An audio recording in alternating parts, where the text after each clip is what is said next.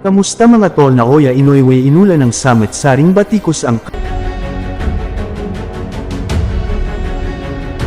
kapo ng hapon na sina Oya Inoue. Dahil sa kumakalat ngayon, na post ng nasabing hapon sa kanyang social media, na kung saan ay 2 araw bago ito nagtamo, sunod-sunod na injury mula sa frenum.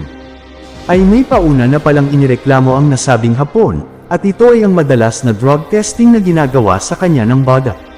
Na kung saan ay hindi raw makatarungan ng 2 beses sa isang linggo na pagkuha sa kanya ng blood sample upang monitor lamang kung siya ba ay malinis o kargado ng pinagbabawal. Sa madaling salita ay sila lumalabas ngayon na kaya pala nagdeklara ng agarang injury itong si Inoue upang hindi muna ang pagkuha sa kanya ng blood sample ng BADA. Sa mga hindi pa po nakakaalab ang pagkuha ng blood sample, ang pinakababisang paraan upang papakumpirma kung kargado ba ng kemikal ang isang atleta. At dahil bigla ang nagdeklara noon ng injury itong si Inoue, ay tuluyan na ring nakansela ang pagkuha ng blood sample sa nasabing hapon. Ganoon pa man, ay di lang huli na rin ang lahat dahil formal na ibinasura.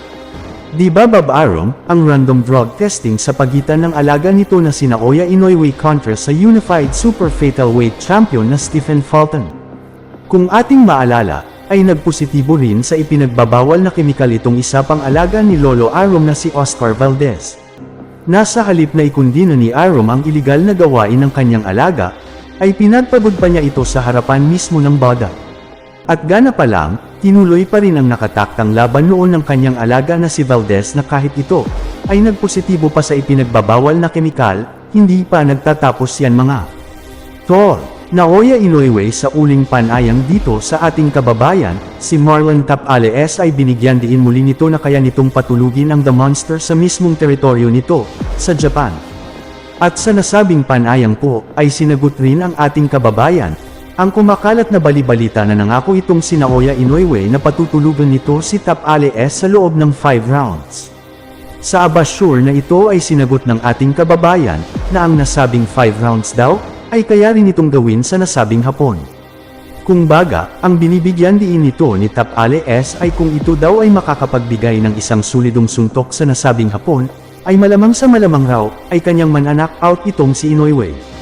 At muling ipinagmalaki nito ang kumakalat na video clip, na tila ito ay naguhukay ng libingan para sa nasabing hapon na si Inoue. Ito ay nagpapakita lamang po na buo ang kumpiyansa nitong ating kababayan, na manalo sa nasabing undisputed bout. At batid rin ang kanilang kakpo na walang ibang asahan upang manalo sa balwarte ng hapon, kundi man-knockout itong si Inoue. At sa kagnay pa rin na balita, ay tila kinakarman na nga po itong magkapatid na Inoue, dahil gumakalat na ngayon sa bansang Amerika. Ang balita na ang magkapatid raw ay gumagamit ng mga ipinagbabawal na kemikal, na kusa ng parating hindi na dahilan nito ay ang injury, na kusa nito ay nakakakuha ng clearance na magpaturo kasi natawag nilang pain reliever. At kasabay nito ang mga kaliwa at kanan hapon mula sa mga boxing analyst ng bansang Amerika, na kung sakali man raw na manalo itong si Inoue kontra kay Tapales ay magpasayan itong lumaban muli sa Amerika para mapatunayan na rin na malinis. Thanks for watching.